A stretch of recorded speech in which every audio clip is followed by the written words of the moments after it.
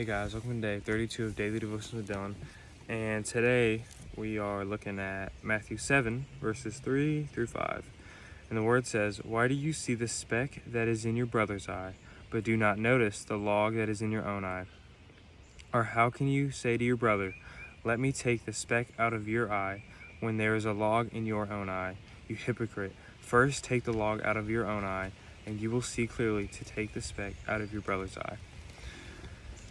So, this verse really speaks to me because just recently I have been really growing in my relationship with the Lord, and I'm not trying to boast, I'm just giving me a little context. And I've been really trying to read the Word a lot more. And so because of this, I have cut off certain sins, and I let that get to my head because I recently just heard about someone's sin struggle, and they are still doing, like, they're still reading the Bible and stuff, they're still praying and everything. But the first thought of my head, instead of, oh, let me pray for them to help them get out of that sin struggle, my first thought was, oh, they're going to hell because they're still living that lifestyle of sin, but they still profess with their mouth.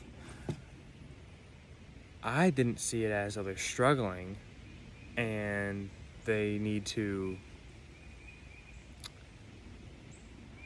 I didn't see it as they're struggling. I saw it as, well, they're choosing sin over God, which they aren't. They're just struggling right now. And it made me think, like, literally just 5 minutes after I thought that thought, God said, "You think you're any better than that? You still live in sin every single day." And so it really humbled me quick. And so this verse reminds me of, I have to take this massive log of pride out of my eye so that I can see how Jesus saw people and love like them. And that's probably the hardest thing about following Jesus. Whenever we cut off sins, we're like, oh, now I'm living really good. We're still living a lifestyle of sin because we're all sinners. But thanks be to God because He paid the price for our sin, and that we are now able to live for Christ. So it was just a little story to help remind you